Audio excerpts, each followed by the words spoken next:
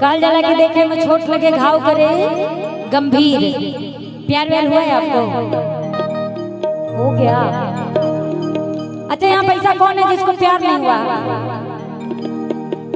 ये तो सबको हुआ है भाई। लेकिन एक पीछे बोल रही थी कि हमको नहीं हुआ। इधर आओ। किसको? आपको नहीं हुआ? अरे यार ये सब तो हमको लग रहा है सरकारी मोहर लगा के। इधर आओ भाई, तुम आओ इधर। पीछे वाली अच्छी लग रही है ना? जोरदार ताली बजाओ दीजिए। कहा था भाई प्यार ना भइल बा, यही से कहे के बाद। अरे 16 बरस के भइलू अब ही प्यार ना भइल। आए बबनी आई जवानी की जवानी आई जवानी बवे का कबनो याद ना। देखो यार का मतलब नहीं जिससे शादी हो। आज के जमाने में लोग 30-30 साल का वेट कर रहे हैं। पहले 16-17 साल की उम्र में शादी हो जाती है। सही बात है। अब दिखाओ जरा मेरा वाला दिखाओ। और लाल पलंगिया पे चादर सजल हुआ, ऊपर से इतर के खुशबू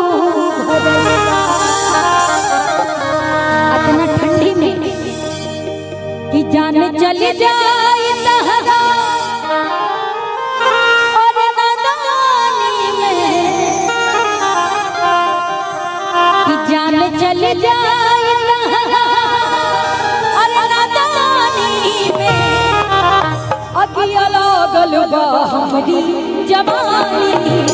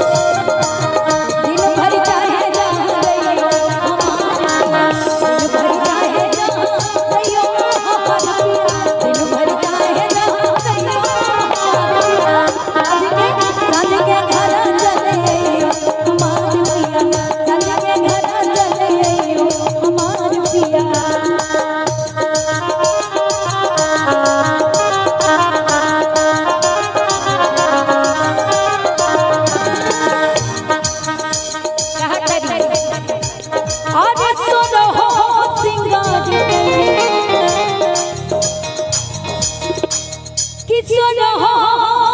सिंगार करके दिया में गजरा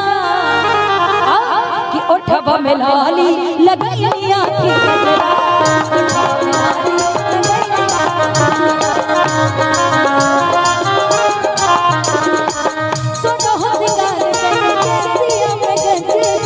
उठो पे लाली लगनिया की गजरा काहे ओ डूब जा हमारे रूपवा के पानी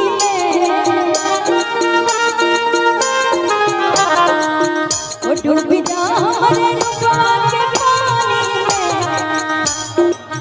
कि डूब जा हमारे रूपवा के पानी अगिया लागल बा हमरी जवानी अगिया लागल बा हमरी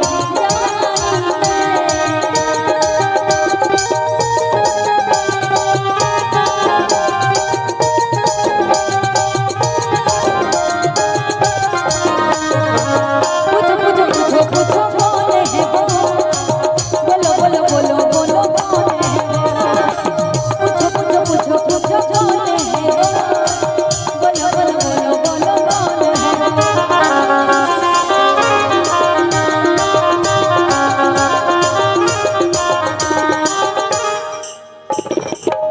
सुंदर धुन बजाए थे। मैंने पूछा था कि प्यार हुआ है कि नहीं, तो इन्होंने क्या कहा था, नहीं हुआ था।